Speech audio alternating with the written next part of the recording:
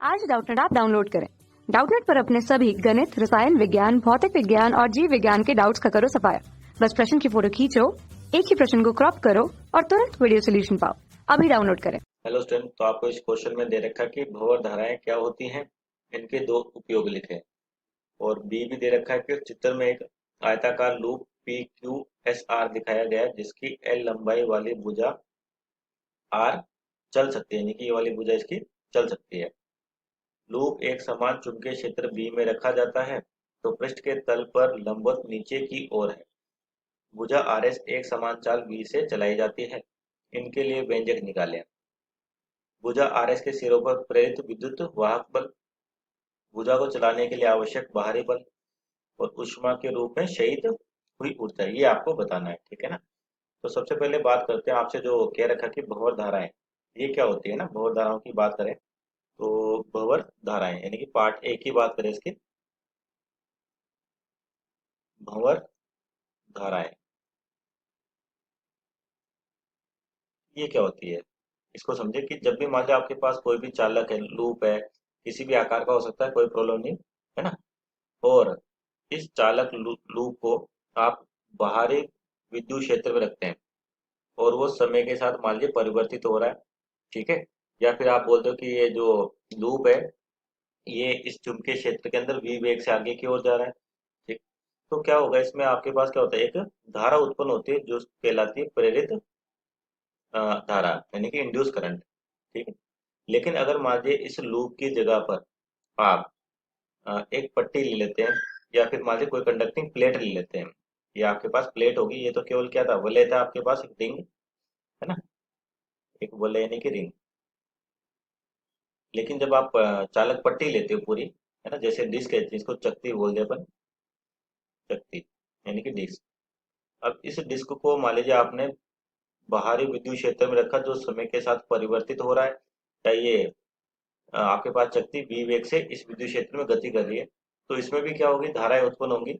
जैसे इसमें में बोलते हैं अपन के पास रिंग है, तो सबसे पहले तो इसमें एक ईएमएफ उत्पन्न होता है ना। फेरेडे के नियम से ई का मान कितना होता है, डी फाइव बटे डी टी। ठीक है। अगर मैग्नीट्यूड की बात करें तो यहाँ पर वैसे तो ई बराबर minus D five by D T होता है। फिर अपन मैग्नीट्यूड की बात करें तो कितना होगा, D five by D T, जहाँ पे फाइव क्या होता है, चुंबकीय फ्लक्स बी डॉट ए, है ना, ये होता है। और अगर आपके पास ईएमएफ ई आ गया तो यहाँ से आप धारा निकाल सकते हो ई बटे आर से। और जहाँ पे आर क्या है, इसका प्रतिरोध। लेकिन जब इस चकती की बात करोगे तो आपके पास क्या होगा, हर जगह पर मेटल होगा, तो इसमें जो धाराएं उत्पन्न होती हैं वो यानी कि कह सकते हो कि ये जो चकती आप छोटी छोटी रिंग से मिलके बनती है, तो इसमें जो धाराएं उत्पन्न होंगी इस तरीके से धाराएं उत्पन्न हो जाएंगी। ठीक है ना। तो ये जो धाराएं उत्पन्न हो रही है इसको बोलते हैं अपन भंवर धाराएं। ठीक है। तो यानी कि भंवर धाराएं आपके पास जब कोई भी चालक पट्टी किसी भी आकार की होती है, इसको बाहरी चुंबकीय क्षेत्र में रखा जाए, तो जो इसमें धाराएं उत्पन्न होती हैं वो इस तरीके से और कहलाती है भंवर धाराएं। ठीक है। उसके बाद पूछा कि अ, इनके दो उपयोग लिखिए। तो भंवर धाराओं के उपयोग की बात करें, ठीक है ना, उपयोग हालांकि बहुत जगह पर काम आता है आपके पास ये भंवर धाराओं का कंसेप्ट। जनरली पहली बात करते हैं अपने तो उसे केवल क्या पूछा हुआ है कि दो उपयोग लिखें। तो पहला होता है आपके पास मेटल डिटेक्टर यानी कि धातु सूचकांक। ठीक है। धातु सूचकांक जो आपका मेटल डिटेक्टर होता है वो भी किसी पे काम करता है, भंवर धाराओं पे। ठीक है ना। जैसे आपके पास क्या होता है, देखा होगा आपने, जो मेटल डिटेक्टर मतलब एक डिवाइस होता है, उसके अंदर आप जब क्लोज करते हैं और किसी भी पर्सन के पास अगर मेटल है तो वो क्या होता है, सायरन या साउंड बताता है आपके पास। वो किस तरीके से कि जनरली मान लीजिए ये आपके पास मेटल डिटेक्टर है, ठीक है, और कि आपके पास कोई धातु है, तो यहाँ पर क्या होता है, चुंबकीय क्षेत्र इस वाले पर लगाया होता है जो समय के साथ परिवर्तित होता है। तो जैसे मान लीजिए आप इसके अंदर जाते हो और धातु है आपके पास, जैसे प्लेट होगी, है ना, तो क्या होगा, इसमें धाराएं उत्पन्न होने लग जाएंगी। पर वे धाराएं जो उत्पन्न होंगी ये क्या करती, उसी का ऑपोजिशन करेंगे जिसकी वजह से ये उत्पन्न हुई है, यानी कि चुंबकीय क्षेत्र को कम करने की कोशिश करेंगे। तो आपका जो डिटेक्टर होता है इस चीज को सेंस करता है और सायरन करता है। ठीक है ना, इस तरीके से ये काम करता है आपके पास। दूसरा होता है रेलगाड़ी के पहियों में ब्रेक लगाते समय, है ना, यानी कि रेलगाड़ी को रोकने में। सिंपल लिखना चाहे तो क्या लिखोगे आप, रेलगाड़ी को रोकने में। ठीक है, तो रेलगाड़ी को रोकने में क्या मतलब होगा, जब रेलवे में ब्रेक लगाए जाते हैं तो आपने देखा उसके टायर होते हैं पूरे कंडक्टिंग प्लेट के होते हैं और वहां पर मैग्नेट होते हैं। ठीक है ना, तो जैसे ही मैं आपके पास चुंबकीय क्षेत्र बदलता है तो क्या होने शुरू हो जाता है, भंवर धाराएं उत्पन्न होना शुरू हो जाती हैं। और ये क्या करेंगी, जिसकी वजह से उत्पन्न होती है उसी को रोकने की कोशिश करते हैं, यानी कि इसका दूसरा उपयोग क्या हो गया, रेलगाड़ी को रोकने के लिए। ठीक है, ये दो बेसिक उपयोग।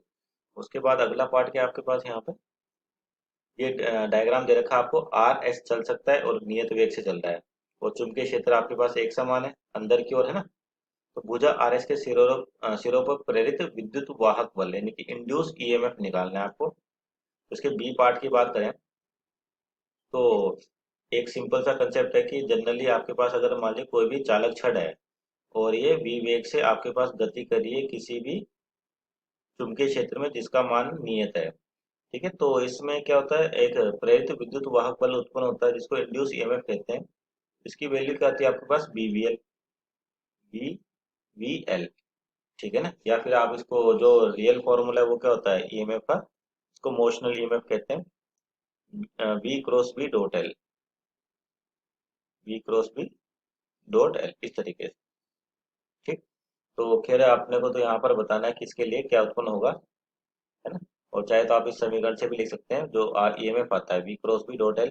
तो वी क्रॉस बी का मतलब बी बी साइन थीटा, यानी कि बी और बी के बीच में एंगल देखोगे आप, तो यहाँ पर वी तो इधर है और बी अंदर की ओर है, तो थीटा कितना हो जाएगा, जीरो, है ना। थीटा कितना हो जाएगा आपके पास, सॉरी 90 डिग्री, एक दूसरे के लंबवत है।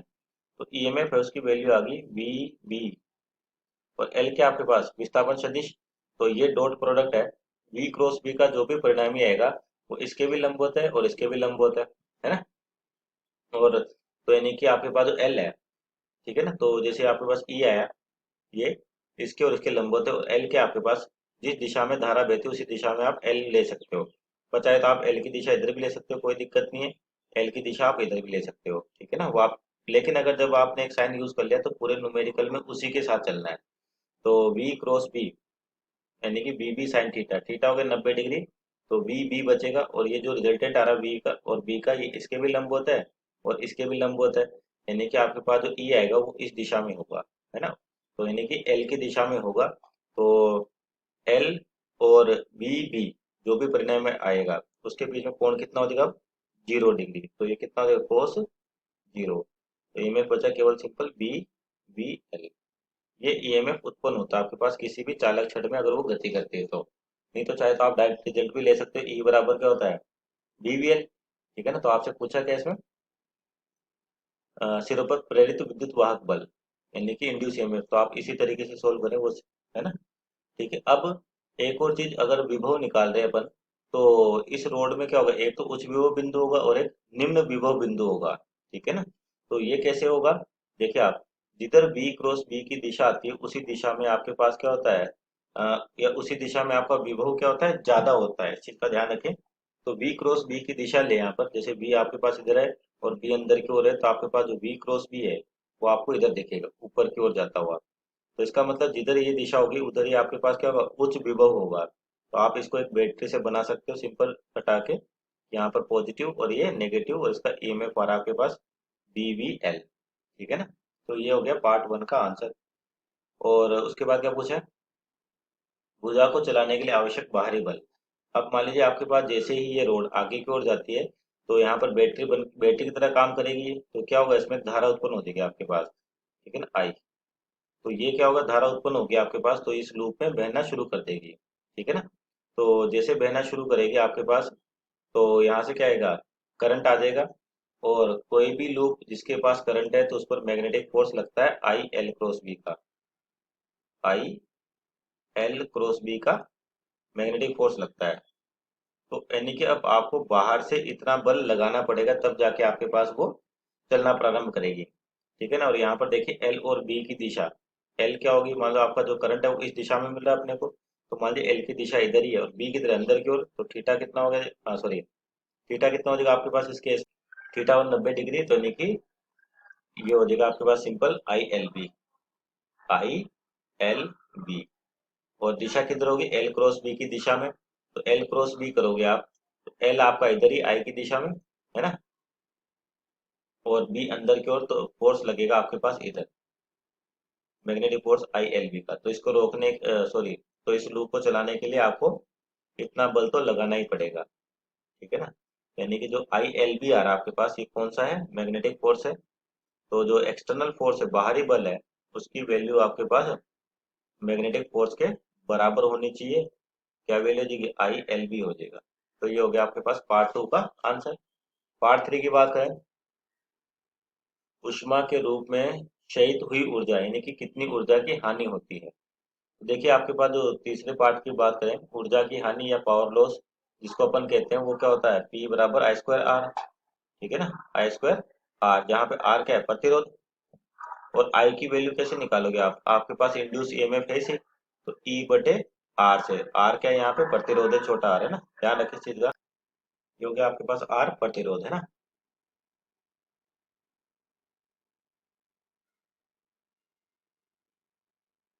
ठीक, तो I की वैल्यू आपके पास और E की वैल्यू है से दी हुई है। तो आपके पास जो पावर लॉस होती है, सॉरी I²R है ना, I²R, ठीक।